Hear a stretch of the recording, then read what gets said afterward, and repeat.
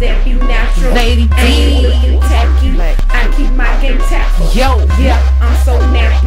Cause that be natural. The infamous. Ain't looking tacky cause I keep my game tactful. I'm so pretty, I'm so faboo, I'm so natural, it's like it's a taboo. I'm so filthy, got the tattoo, stuck in these business like I own ragu. On my business with my platoon, getting these minutes like I'm a typhoon. Down the jersey, on that cartoon, and I'm still on top. Welcome back to Afros and Baby Hairs, and thank you for joining me in the reading room once again for book review number 25 on Love and Hennessy 4, An Addictive Kind of Love by Carmen Lachey.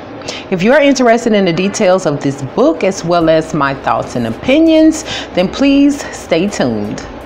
I am not and do not encourage or promote anyone to read this book who is under the age of 18. If you are under the age of 18, then please get your parents' consent and or supervision before reading this book. Now that I've gotten that out of the way, let's get into this book review.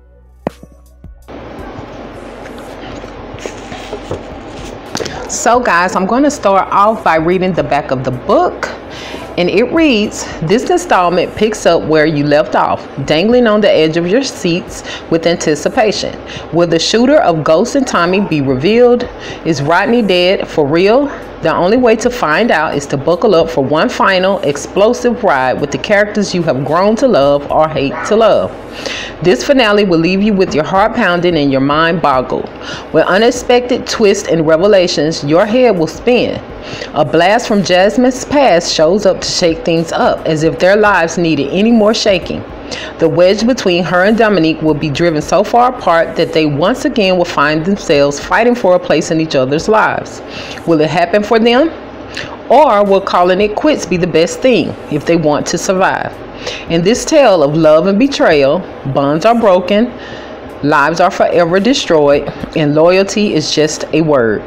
Where there is light, life-altering secrets are revealed. Whose relationship is tight enough to withstand the ultimate test? Next, I would like to introduce you to some of these new characters that were revealed in this book. We have Nurse Betty, who ended up being one of Tommy's and Ghost's nurse at the hospital. You have Justice, who is a part of the Young Wild Niggas, and they're into robbing, murder for hire, and kidnapping. You have Vanessa, who is linked to Kenneth and Kalina, and she is also Vivian's twin sister. You have Brianna, who is Chelsea's girlfriend and roommate. You have Tamara, who is Ghost's physical therapist. You have Cynthia, who is a candidate for the sales floor rep at Dom's clothing store. You have Don and Trek, who are Dom's goons that he sent to do a job. You also have Tron, who is also one of Dom's goons. We have Janae, she's one of Kenneth's prostitutes. You have Chico, who is Ghost's bodyguard. You have Samantha, who is an employee at Ghost store, and Cameron, aka Killer, who is Ghost's brother. So now this book starts off at the scene of the accident involving Ghost and Tommy. Ghost at this point was unresponsive and slumped over. However, Tommy had regained consciousness. Some man was attempting to aid them. However, Tommy didn't know whether or not he was actually trying to help them or if he was an enemy. She grabbed a gun and pointed it at the man until his wife came over to see if everything was okay as well. Soon after, calling Ghost a few times, getting no response, she dropped the gun to see about him. Of course, Ghost had been shot multiple times and was losing blood. Scene, they were actually at the hospital. Tommy had a deep scar on her forehead that needed attention, but she was busy trying to see about Ghost as they wheeled him off into a restricted area to be operated on. She fought to be with him, but a nurse by the name of Betty talked her into getting her scar stitched up and also told her she was 6 weeks pregnant. She then told Tommy she was dehydrated and needed rest for her baby and for her husband. And Jasmine showed up. Tommy was discharged, but of course stayed in the waiting area to find out about Ghost's situation. Dom was upset at Tommy for what Ghost was going through. He was thinking Tommy had set him up, and also thought that Tommy made Ghost take off his bulletproof vest. Tommy clapped back at him and made Dom have several seats, especially when she told him she was pregnant. Was in the hospital room, not realizing where he was, thinking he ended up somewhere he had no business fooling around with Dom. But after hearing the machines beeping and looking around, he realized he was in the hospital. He saw a nurse in the room talking about how good he looked and all about the things she did to him when she gave him his sponge bath. The nurse didn't know he was alert and fully aware of what she was saying. Ghost thought that he could speak clearly and be understood. However, since he was shot in the side of the neck, he was left temporarily speech impaired. He was able to still think clearly and form words and phrases in his head, but to everyone else he was simply making sounds. Ghost eventually started snatching tubes and wires off of him, disconnecting himself from machines. However, the nurse had to come convince him to allow her to help him pull the devices from his neck, otherwise he would cause more damage. After she assisted him with disconnecting from the machines, he tried to get out of the bed and walk, but ended up collapsing because he had been shot in both legs, causing nerve damage. Nurses helped Ghost back into the bed and sedated him. When he woke up again, the doctor came in and told him about his current condition, which only made Ghost concerned about his family, who he felt was now a target, and also made him realize that being in this public hospital made him vulnerable. So he threatened the doctor to bring his discharge and liability form so that he could get out of that hospital and receive private care with private doctors at his home. The situation got bad in his hospital room to where Ghost ended up having to snatch a needle from the nurse and threatening to stab him with it. However, Nurse Betty came in and calmed him down. She also told him his wife and baby were in the waiting room along with a few other family members. Ghost felt a familiarity with Nurse Betty. He felt like he knew her from somewhere and felt like he needed to listen to her. Back in the waiting room, Tommy was looking a complete mess. She had called Mariah to bring royalties so that she could have her baby there for Ghost. Tommy had not been home to take a bath, change clothes, or comb her hair, so she looked a complete mess and refused to leave Ghost. Eventually, the doctor came in to tell them the status of Ghost's condition. However, he was still shook up from the threats Ghost had promised, as well as the attack on the male nurse. So because of the look on the doc's face, Tommy just took it as being bad news, like Ghost didn't survive, so she fainted before hearing the actual results. They came to, Dom and Jazz roasted her for passing out before hearing the news. They told her Ghost was alive and back there acting a fool. They did also tell her that he needed surgery in his neck to dislodge the bullet. He also needed physical therapy to learn to walk again after being shot in the legs.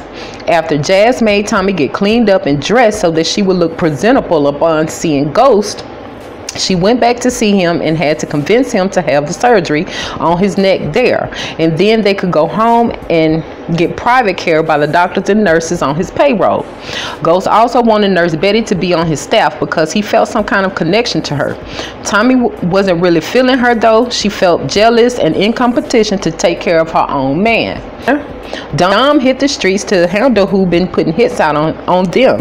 He was looking for answers and names, as well as trying to hold down everything while Ghost was down. He found a gang of information about Kenneth, first being Jackie's pimp and baby father. He knew Kenneth was responsible for damaging his clothing store. He also linked up with Justice from the clique, the young wild niggas, and found out a lot about Kenneth's operations and was able to find out where he laid his head, which was in Atlanta, and Dom made plans to touch down there. He also made plans with Justice to take down Kenneth's prostitution ring. Jasmine went home while Dom was hitting the streets, and she got an unexpected visit from Mark, who came by to reveal that he may be the father of her baby. Per his memory, he had spent 2 weeks with her prior to her returning to New York and hooking up with Dom. Jasmine, however, couldn't recall exact dates and times, but she was shocked about the possibility. Either way, Mark basically bogarted his way into their home and got real comfortable. Jasmine had Dom's guards watching the house and keeping an eye on her, and she knew it wouldn't be long before they alerted him. Anyway, Mark said that he saw her post on Facebook about how she is now expecting, and it's about 6 months. He began to do the math. Now he is claiming Jasmine's baby. Either way, Dom made his way home and caught Jasmine and Mark discussing the situation. Dom and Mark had words because Mark disrespected Dom by first saying Jasmine's baby is his, and secondly being in his home with his woman. Let's just say that Mark turned into a track star the way he ran up out of that house. Pointer. Back at Ghost and Tommy's house, there was a full staff of nurses and therapists in their home around the clock. One therapist in particular was working Tommy's nerves. Her name was Tamara. Although she was a great therapist, and because of her, Ghost was making great progress, but Tommy felt some type of way about her and wanted her fired. Secretly, Tamara was crushing on Ghost, but Ghost didn't want her. Ghost didn't want any woman except Tommy. With Kenneth and Vanessa, who is actually Vivian's twin sister, they met up to discuss a new plan of action, being that no one died after executing the previous plan. Vanessa made it known, however, that she had taken out Henry, which at this point was the only successful hit thus far. She also made it known that by her being able to visit Vivian, being they were twins, she had the ability to keep her unconscious by continuously pumping drugs into her IV. So she is responsible for her sister's inability to recover at this point. Chelsea explained to us why she never told Tommy about Rodney and Amber. She revealed that she never liked Tommy because years ago Tommy accused her father of trying to rape her, and her dad ended up with a 10-year sentence. Tommy never knew that Chelsea was her perpetrator's daughter, but Chelsea loved seeing Tommy getting dogged out by Rodney. In her mind, this was revenge. Chelsea also didn't care much for Amber either, but just hung out with her to watch Tommy's misery. But now that Tommy had moved on, Amber wasn't as entertaining to Chelsea anymore. Amber, Kalina, and Kenneth called Chelsea over because they wanted her to be a part of their plan to dismantle Ghost's entire organization. They wanted to kidnap Ghost's baby, Royalty, for ransom money, then kill her. All of them would be rich at that point. Chelsea wasn't feeling it at first, but they left her no choice but to comply. Rodney was still alive and had faked his death and funeral. That day, Ghost blew up his spot and shot him with the Desert Eagle. Chelsea had rescued him and brought him to the hiding spot. They used one of the bodies that were severely burned during the explosion and put his identification on that body so that they wouldn't have to do a dental analysis to discover who he actually was. Either way, Rodney had been paying Chelsea to look out for him, providing food, clothes, shelter, etc. Also, Chelsea's girlfriend, Brianna, was supposed to be stealing medicine and first aid supplies to give to Rodney, but she hasn't done her part yet. Rodney had also fooled Chelsea like he wrote up a will that made her the beneficiary, allowing her to receive $100,000. However, it is taking the fake will forever to come back. Anyway, Rodney overheard Chelsea on the phone discussing with Amber their plans of kidnapping and killing Royalty to get at Ghost. I guess they forgot that Royalty was actually Rodney's seed, so by him hearing this, he began to devise a plan to set them all up for trying to kill his daughter. He told Chelsea to tell Ghost that Amber and Kenneth are the ones responsible for shooting up his store at grand opening. He also reminded Chelsea of the snake that Amber actually is by all the things she had done to Tommy, and reminded Chelsea that she was next. Next pointer. Dom was currently looking for an employee to replace the girl he had fired for not turning on the surveillance camera that day that Kenneth and his prostitutes came in and trashed his store. Some girl named Cynthia came in for an interview and asked specifically for Dominique by name. He directed her to Julius though. Nurse Betty came by to evaluate Ghost. She also brought some prenatal vitamins for Tommy because she knew that Tommy hadn't gotten around to getting any, nor around to telling Ghost about the baby. Tommy was still feeling some type of way about her because she had the ability to make Ghost listen and comply when Tommy was still having a hard time getting Ghost to act right. Nurse Betty had not done anything to Tommy out of the way. In fact, she had been nothing but nice to Tommy. However, Tommy was jealous and in her feelings about Nurse Betty and Ghost. Ghost's Aunt Kathy, who now goes by Carol in this book, showed up unannounced. Ghost saw her Ghost saw her on his surveillance and wondered why she didn't call before she came. He told the guards to let her in, and when she walked in, Ghost was explaining to her that his nurse Betty had brought his prescription and was assisting him with taking them. That's when Carol slapped the taste out of Nurse Betty's mouth and told Ghost she wasn't his nurse but actually his birth mother. The ladies/sisters had a screaming and yelling match going back and forth. That's when Tommy heard the commotion and grabbed Ghost's Desert Eagle to go take a look at what was going on. When she got downstairs, she quickly realized it was another episode of Jerry Springer in real life though.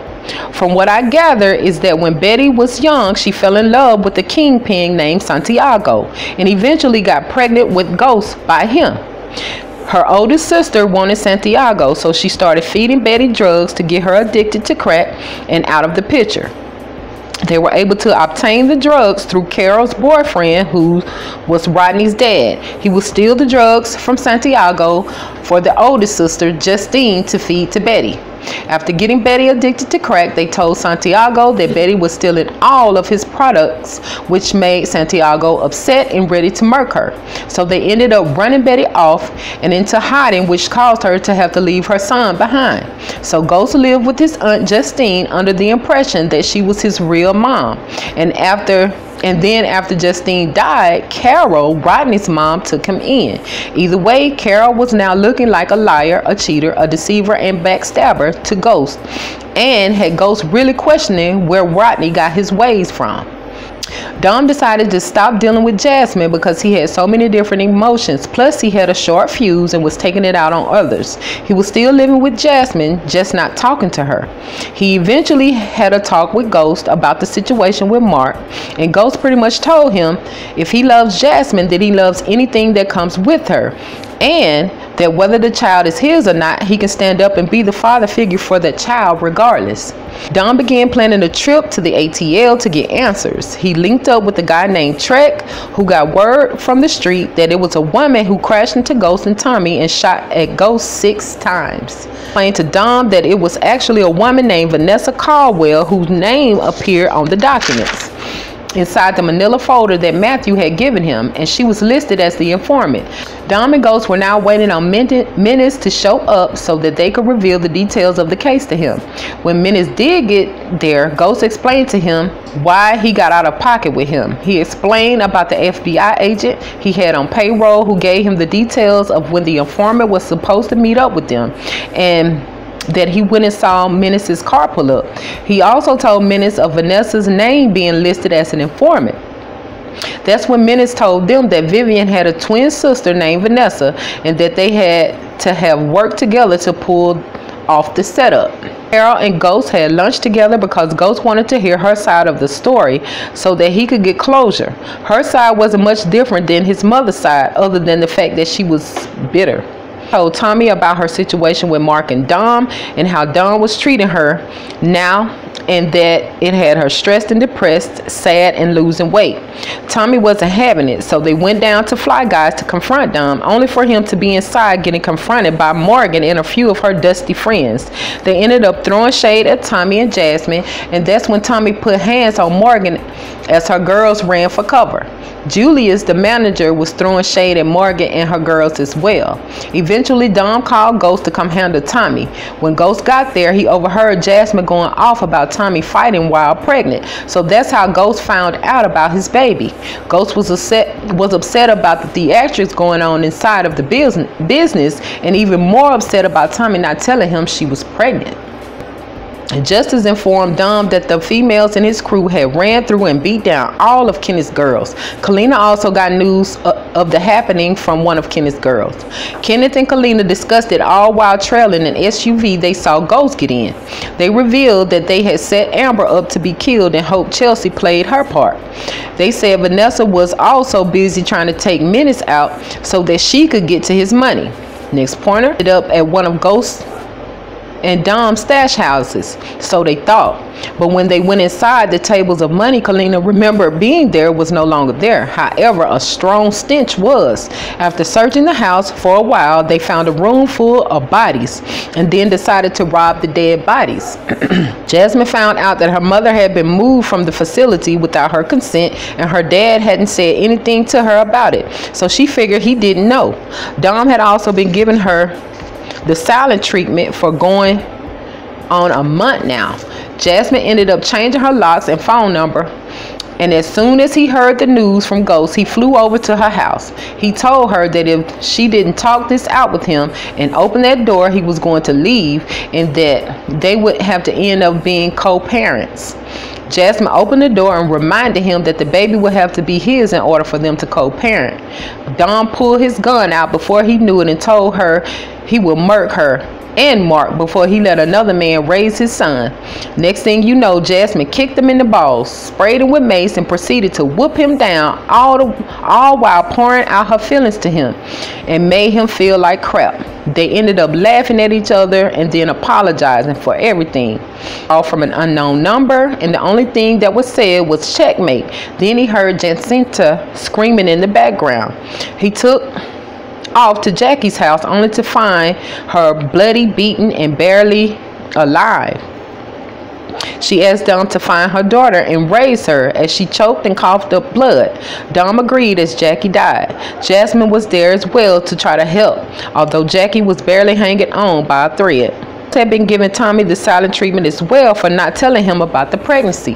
That was until Jackie was killed. Then Dom and Ghost basically went on a rampage, murdering everybody associated with Kenneth. They tortured and murdered most of his girls and burned down the whorehouse. However, somehow Kenneth was nowhere to be found. Tommy had an appointment to check on a baby that Ghost was supposed to join her for. He ended up showing up, but was a bit late. He explained to her that he was always watching her, but allowing her to seem vulnerable to perpetrators so that he could catch them. Jasmine went into labor. Ghost and Dom were just getting in from Atlanta, so Tommy made it to the hospital before they did. Once she got there, she saw Mark sitting there, and he said something about it could be his baby and he wasn't leaving. When Dom and Ghost made it to the hospital, Dom got suited up and went straight on in there with Jasmine. He didn't pay Mark any attention. Then a little while later, Dominic Reynolds Jr. was born, looking like Dominic's twin. At work one day, Tommy was snooping through Ghost's Facebook messages when she found an urgent message that read Amber was responsible for having the goons shoot up Fly Guys, and it detailed a plan that Kenneth, Amber, and Kalina had to kidnap royalty for ransom money. The message also gave a location. However, the message didn't reveal who sent it. Also was able to spend time with his son while he hid. Because Amber and Chelsea were so cool, Chelsea would get him for days at a time to spend time with his dad. Rodney had made plans to escape in a few days and wanted to take his son with him. He also contacted his mom, Carol, because he didn't want her grieving, plus he needed someone to nurse his wounds. Rodney never told his mother that Ghost shot him because he knew Ghost loved his mom and would never let anything happen to her. So for all she knew, he got robbed and shot by some random thugs. Monster found his way to the spot and was the one responsible for cutting up Jackie. Either way, Rodney decided that the four of them would be relocating and starting over. He also had a plan to come back for revenge. Ghost's real mom, Betty, showed up at his door, and he could not turn her away, especially after hearing his aunt's Carol side of the story and finding closure. They sat down and talked, and she explained to him about what happened. Basically, being out there on drugs, she did whatever to get them and winded up pregnant again. She had a son named Cameron who ended up in the system down in Dallas because of her drug addiction. Now he is all grown up and goes by Killer. Anyway, after Cameron was taken from her, she kept using the drugs and ended up with cancer. She claimed it was her karma for abandoning her sons. Anyway, she would take her cancer medicine and trade it in for crack, and the crack made the cancer worse until she woke up on her deathbed hooked to a machine, and didn't see anyone at her side. So she prayed to God to allow her to see her children again and to make amends with them. She promised God that she would get clean, finish school, and become a nurse. So when she was released from the hospital, she went to a drug rehabilitation center, then set off to straighten up her life. Ghost knew of a killer in danger in Dallas and remembered doing business with them a while back. He barged in on Betty and Ghost talking. She wanted him to see the messages in his Facebook Messenger. Ghost read the message details and got visibly upset. Next thing you know, he put Matthew on it and found out the IP address that led back to Chelsea, as well as the fact that she used her own email address to create the fake Facebook page. Dom and Ghost went and posted up outside of her rat trap to wait for her. While waiting, Ghost got a message saying that they had found Kenneth. So Ghost called Tommy to get her twin cousins Kenya and Kenyatta to call him. They had been wanting to get down with the organization, and he had the perfect job for them, and that was to handle Chelsea. Tom had to end up apologizing to Morgan and smooth talking her to get her to help him to get Kenneth. Dom also offered to get her some boxing lessons, since she didn't even get a pinch in when Tommy dog walked her. She finally agreed to help, and Don ran over the plan with her. Ended up kicking down Kenneth's front door just as he was getting fellatio from a stanky, nasty crackhead with no teeth that was butt naked. Ghost had to end up busting a cap in her because she was trying to come on to him and was getting too close. They ended up knocking Kenneth out, tying him up, and took him to the warehouse to be tortured. They got him to the warehouse, they stripped him down and stretched him out like he was on the cross. While they were struggling with Kenneth, they heard noises coming from the other room, which turned out to be Menace handling Vivian and Vanessa. Vivian still had her hospital gown on. He ended up shooting Vivian, but let the roaches attack Vanessa. He discovered that Vivian found out he was leaving her, so both her and Vanessa devised a plan to murk him and take his money. He knew that Vivian was indeed the one who went to meet the feds that day in the Rolls Royce because the security had used eye recognition, and Vanessa was the one he took on the boat and made love to for hours, thinking she was his wife. Ghost broke into Kalina's crib to only find that it was a trashy, filthy mess. She found him sitting at her raggedy dining table. He asked her why was she trying to kill him and why did she plan all of this nonsense. She ended up explaining to him that when she got pregnant that one time for him, he made her abort, and that was about 5 years ago. After the abortion, she started putting holes in the condoms and was getting pregnant by him multiple times over the course of their relationship. But for some reason, she kept having miscarriages. He told her it wasn't his fault. Her uterus couldn't carry full term. And with that book of ultrasounds, looked like she did it to herself. They ended up tussling. She got headbutted. He got stabbed in the side. He let her know that he wasn't going to murk her and that the stash house she robbed was a setup. The entire house was filled with bodies, and it only had her and Kenneth's fingerprints in it now. He also told her a forged confession letter was sent to the cops with detailed plans, making it seem like a crime of passion. He gave her a gun to give her an alternative option, then he left.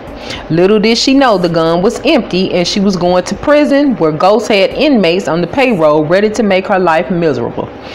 Ghost and Tommy finally tied the knot. Their closest friends and family were there. Menace had a new girlfriend. Tommy's mother made it, and Dom and Jasmine's ending will be in another book. Chelsea told the twins about Rodney before they murked her. The twins followed Chelsea's direction to find Rodney's hideout, but of course it was empty, all except Carol's Bible. Dom and Ghost eventually found him and had him beaten and tied to a chair, and had continuously tortured and beat him daily until Tommy busted in and wiped him off the map. She literally left his head hanging from the side of his neck. They hadn't figured out what to do with Aunt Carol yet. And that is where this crazy book ends. So my thoughts and opinions, It's like, wow, this is just what I expected. Everyone who was involved with them were suspects except Morgan. What a roller coaster ride. I would also like to know Dom and Jasmine's situation. I'm thinking that will be in another book. I want to know, will Ghost raise King Carter for Rodney? You know, who's going to take care of Rodney's son? Will Dom raise Jacinta for Jackie? What happened to Amber? Or is she hiding? Or is she on the run? They never really said what happened to Amber. Did Tommy have the baby before the wedding or after? We didn't hear anything else about their baby.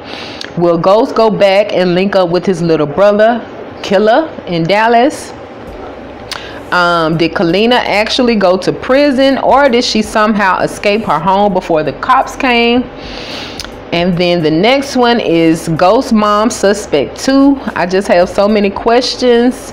So yeah, y'all, if you would, please leave your comments down below about this series and let me know what you think.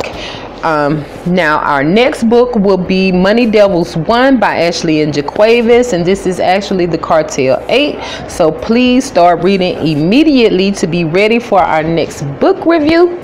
So yeah, guys, I do want to thank you all for joining me today in the reading room. I really appreciate your time and energy. I hope to see you guys on the next book review. Peace and love, and as always, be blissful. DJ Mike C on the track. Cause that be natural. Lady D. I ain't looking tacky.